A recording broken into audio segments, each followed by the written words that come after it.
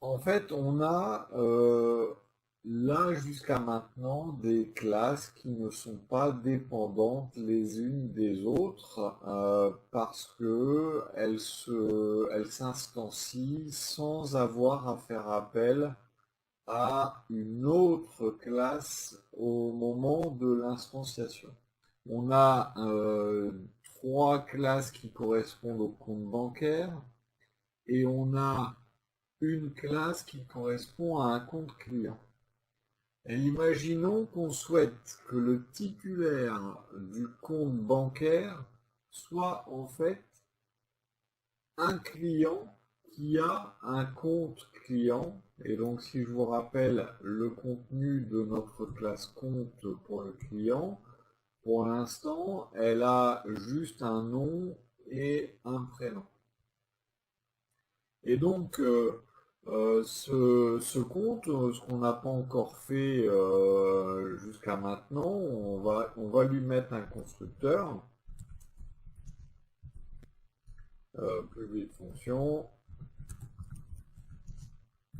construct. Et donc, dans ce constructeur, on va prendre une chaîne de caractères qui sera le nom, une chaîne de caractères qui sera le prénom.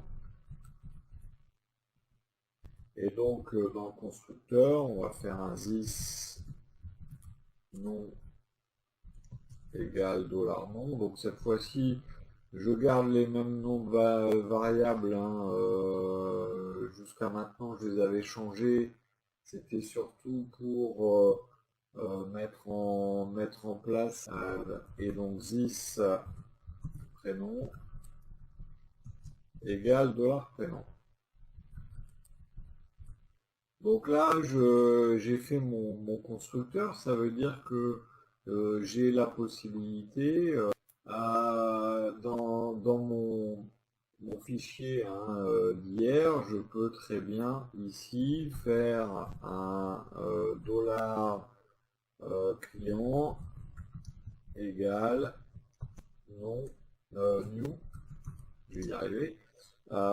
Donc là par contre, compte client, souvenez-vous, j'ai mis un use avec un as pour ne pas confondre le compte client avec le compte banque. Et donc quand je fais un new compte client, on me demande de lui donner un nom. Et donc là, un nom, voilà, je vais mettre mon nom. Et un prénom, je vais mettre mon prénom. Voilà.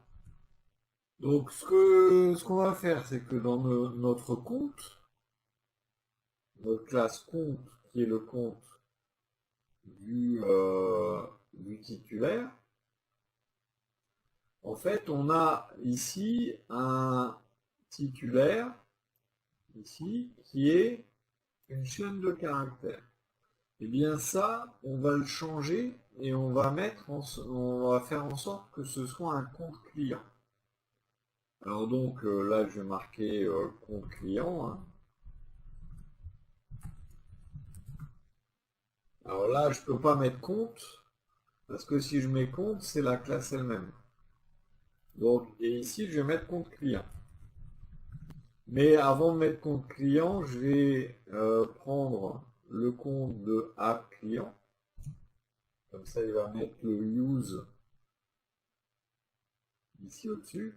Et vous avez vu, il a mis client compte automatiquement. Alors moi, je préfère compte client. Donc je le marque, hein.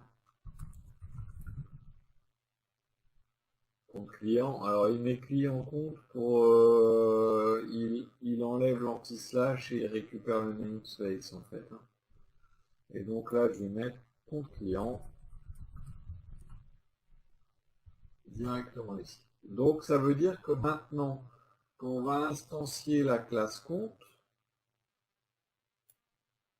il va falloir qu'on lui passe comme propriété de compte un compte client. Donc là, de la même façon, au niveau du titulaire, donc dans le constructeur, ici, je dois lui dire qu'il s'agit d'un compte client. Mais je ne vais pas le faire de cette façon-là. En fait, je vais lui demander, c'est là où on va voir la différence entre l'injection de dépendance ou le fonctionnement normal. Là, un fonctionnement, pas normal, mais un fonctionnement un petit peu plus basique. Je vais lui demander un nom et je vais lui demander un prénom dans le constructeur. Donc je vais devoir rechanger pas mal de choses, hein. Là, je vais mettre un dollar prénom et vous allez voir justement cette injection de dépendance, comment elle va nous faciliter la vie. Parce que donc là, je lui demande un nom et un prénom. Et en fait, au lieu de dire this titulaire égale dollar nom, étant donné que titulaire doit être un compte client, eh bien ici, à la place de dollar nom, je vais lui mettre un new compte client avec à l'intérieur dollar nom et dollar prénom.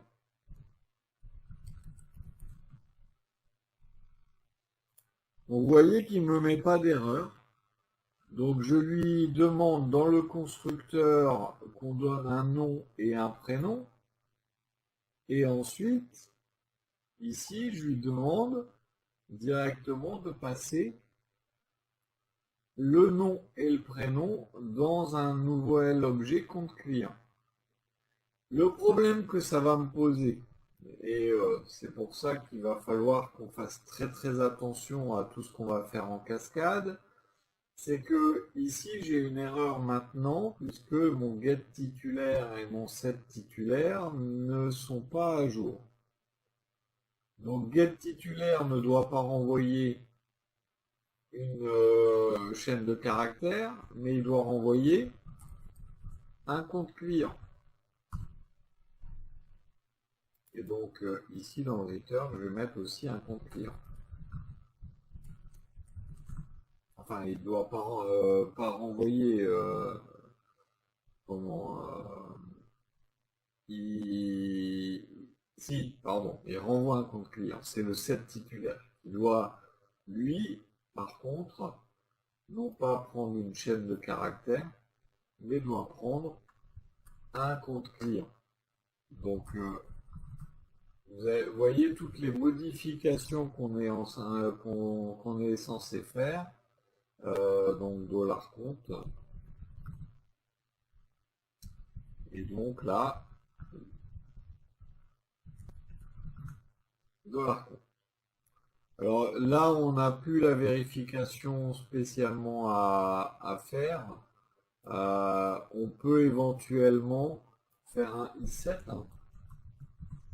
de dollar compte, juste pour vérifier que le compte existe à ce moment-là. Donc ça fait quelques petites modifs à effectuer un peu partout. Surtout, donc ici, le constructeur ayant changé, à chaque fois qu'on va appeler ce constructeur dans une classe qui hérite, il va falloir qu'on aille le modifier.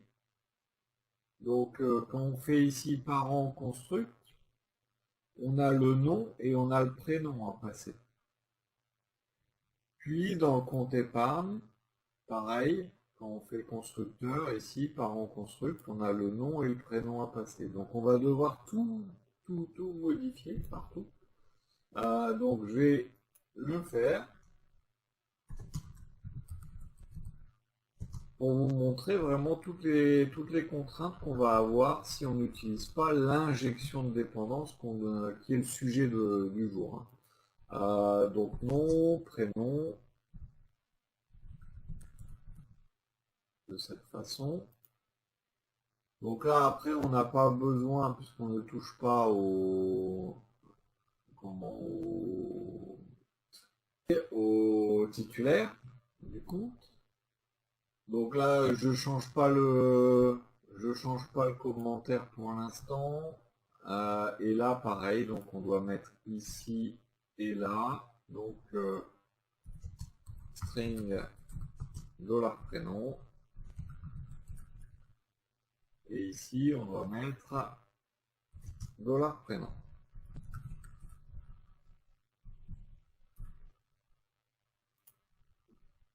Donc, qu'est-ce qui va se passer? Ce qui va se passer, c'est que au moment de faire ma création ici de compte courant ou de compte épargne, vous voyez que j'ai des erreurs. Pourquoi? Parce qu'on me demande de passer le nom et le prénom. Donc, je vais mettre mon nom. Hop, j'ai mis la virgule où il ne fallait pas. Donc là, j'ai plus d'erreur. Et là,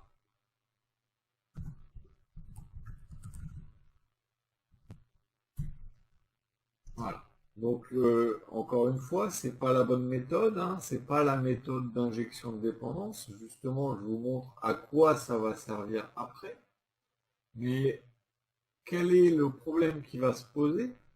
Le problème qui va se poser, c'est que à chaque fois que je vais modifier mon compte client, si j'ajoute une propriété, si je modifie son constructeur ou quoi que ce soit, il va falloir systématiquement que j'aille reprendre toutes les propriétés de toutes les classes qui ont été modifiées. Imaginons, on ajoute l'adresse du titulaire, eh bien, il faut bien sûr que je modifie ici le constructeur, mais il va falloir également que j'aille dans compte.php modifier les propriétés, donc avec le constructeur qui est ici. Il va falloir que je modifie le constructeur de la sous-classe compte courant. Il va falloir que je modifie également à l'intérieur du constructeur ici le constructeur parent, et ainsi de suite. Que de dire qu'on instancie une classe à l'intérieur du constructeur d'une autre classe, et bien plutôt que de faire ça, je vais revenir en arrière sur les modifs que j'ai faites. Donc là, je suis revenu au début. Et bien plutôt que de dire mon titulaire, ici je lui donne son nom et prénom, et ici j'ai une classe compte client, eh bien je vais quand même ici mettre ma classe compte client, hein. Donc compte client, et donc il faut que je pense à faire un use, hein. Donc là je vais le mettre à la main, mais vous pouvez avoir des outils qui vont vous les charger directement. Et donc app client compte, as compte client. Et donc là, je lui dis mon titulaire doit être du type compte client. Et au niveau du constructeur de cette propriété, de cette classe, pardon, eh bien ici je lui mets compte client comme type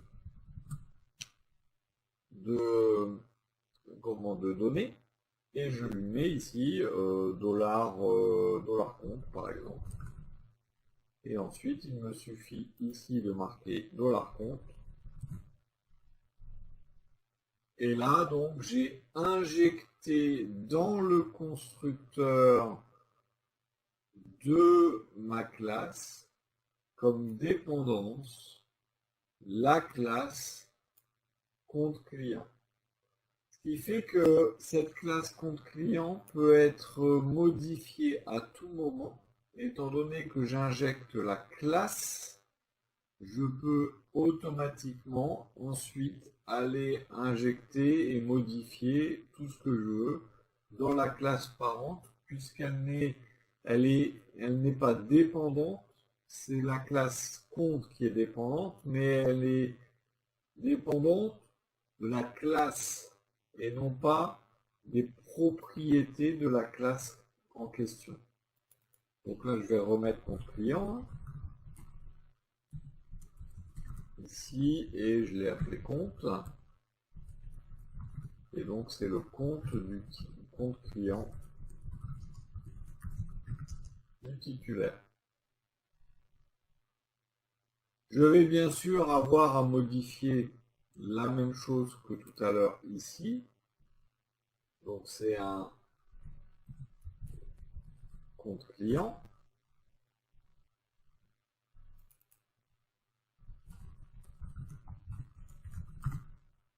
Donc, sur le getter. Et sur le setter, pareil, on récupère un compte client.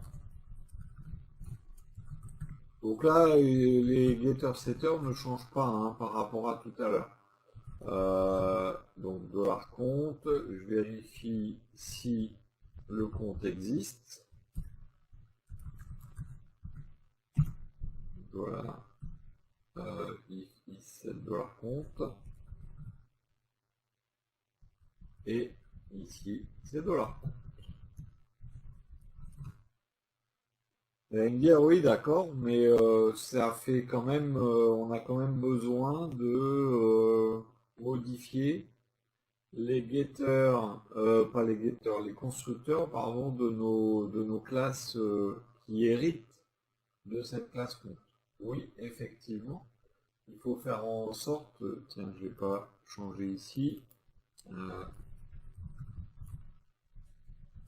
je vais faire les choses propres, hein, parce que sinon après les fichiers ils vont être compte client du titulaire. Voilà. Le compte du titulaire.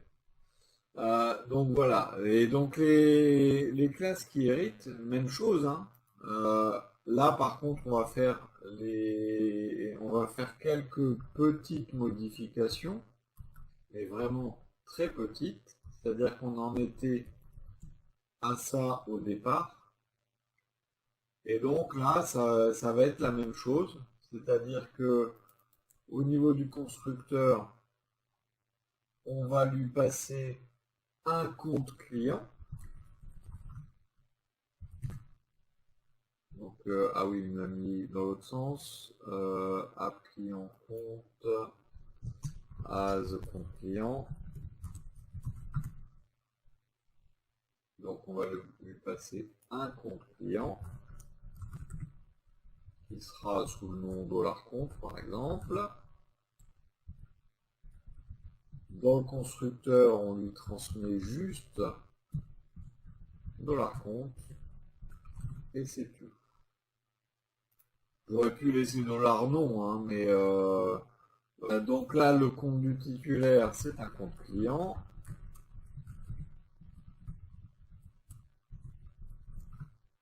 Hop, compte du titulaire.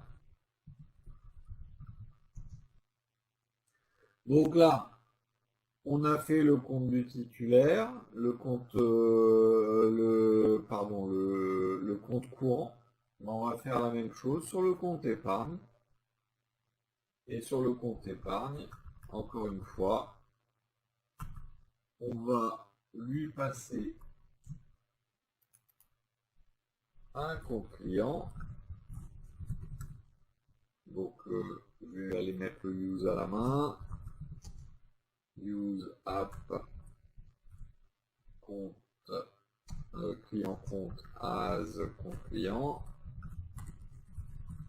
Vous voyez, c'est très très répétitif pour la mise en œuvre, mais après, ça va marcher tout seul. Donc, compte client $compte. Je vais mettre ça à jour. ici compte client,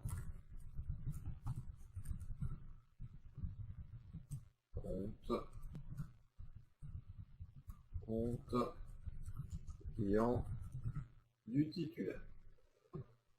Donc ce qui veut dire que là, je vais maintenant instancier les comptes courants et comptes épargne après avoir instancié un compte client.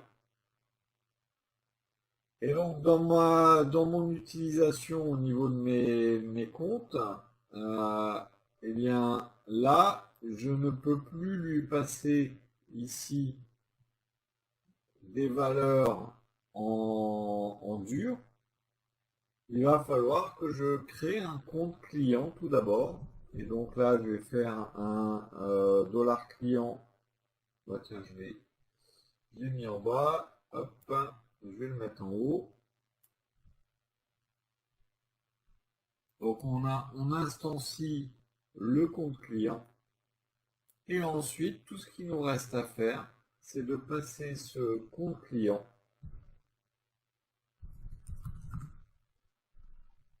à l'intérieur de l'instance de notre compte bancaire, compte courant ou compte épargne. Donc on fait passer l'instance du client.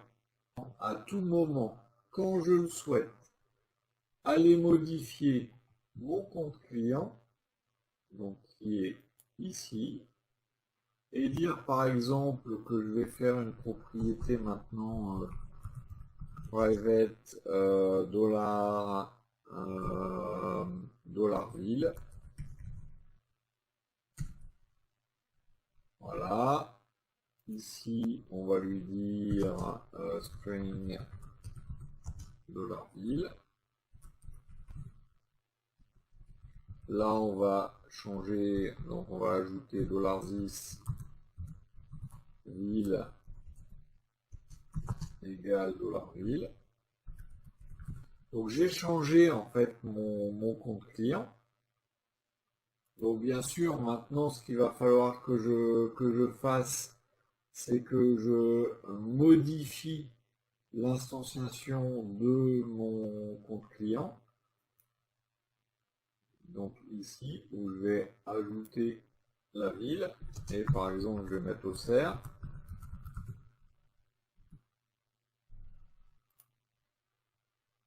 Et c'est tout. Le point virgule, forcément. Donc je n'ai plus à me soucier des classes qui utilisent comme dépendance mon compte client. Donc je n'ai plus à m'embêter avec les classes dans lesquelles j'injecte le compte client parce que justement je fais de l'injection et non pas de l'utilisation de classes et de l'instanciation. Donc il y a une grosse différence entre instancier ici, par exemple en faisant un new compte client, et donc là je suis obligé d'aller modifier cette nouvelle instance, alors que avec une injection comme je l'ai fait ici, je n'ai pas besoin d'aller modifier quoi que ce soit dans toutes les classes qui utilisent. Donc j'ai fait le tour, hein, j'ai fait le tour de l'injection de dépendance. Je vous ai montré ce que ça permet d'éviter. Et donc bien sûr, si vous avez d'autres dépendances à injecter, on pourrait imaginer avoir d'autres sous-classes ou d'autres classes dont pourrait dépendre notre compte bancaire. Eh bien, dans ce cas-là, vous avez la possibilité de faire exactement de la même façon. En règle générale, on évite au maximum d'instancier une classe à l'intérieur d'une autre. Ça n'est jamais que passer une classe dans le constructeur d'une autre. Effectivement, c'est tout à fait ça. C'est une bonne pratique. C'est un design pattern. Donc je reviens sur le terme design pattern, un patron de conception en termes totalement littéraux.